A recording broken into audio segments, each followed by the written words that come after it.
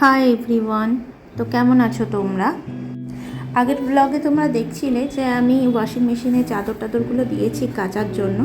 তো আমার দেখো কাচা হয়ে গেছে, আমি ছাদে নিয়ে চলে এসেছি। এবার এগুলো মেলে দেব। আর আমার মেয়েও আমি এসছি দেখে পেছন পেছন চলে এসছে।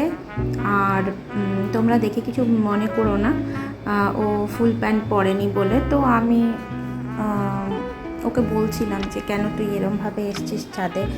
তো যাই হোক, ছোটো বাচ্চা, ইগনোর করো তোমরা। মেয়ে সন্তান হলে কিন্তু মায়েদের একটা সুবিধা আছে, মারা যাই করুক না কেন মেয়েরা দেখো তার পেছন পেছনেই ঘুরতে থাকে। আমি যেখানে যাচ্ছি ও আমার পেছন পেছন ঘুরছে। আসলে ওর বাবা গিয়ে একটা ইরেজার কিনে এনেছে, সরি ইরেজার নয়, শার্পনার এটা। তো দেখো এটাই তোমাদের সাথে শেয়ার করছে, আর আমার পেছন পেছন ঘুরে বেড়াচ্ছে আর বক বক করে যাচ্ছে আমার সাথে।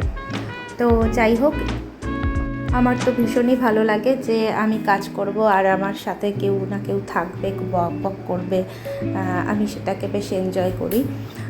এরপর তোমাদের সাথে আজকে আমি একটা রেসিপি শেয়ার করব, যেটা কিনা বাচ্চা বড় সবাই খেতে পারে।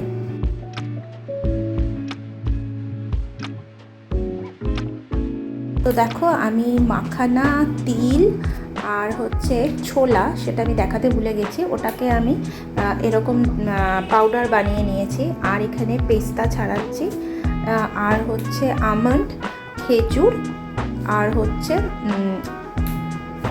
আর চীনা বাদাম। তো এগুলো দিয়ে এরকম একটা মণ্ড মতো তৈরি হয়েছে। এটাকে আমি নাড়বো, তারপরে তিল কিছুটা ফ্রাই করে সেগুলোকে দিয়ে দেব।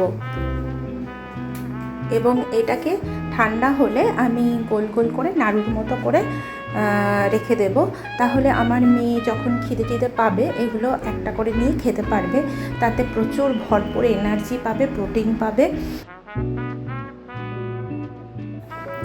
তাহলে তোমাদের কেমন লাগলো আমাকে এটা জানিও। আজকের মিনি ব্লগটা কেমন হলো? তোমাদের যদি ভালো লাগে তাহলে একটা লাইক করো, তাহলে আমি আরও উৎসাহ পাবো তোমাদের সাথে এরকম ছোট ছোট মিনি ব্লগ শেয়ার করার জন্য। তো এখনের জন্য টাটা।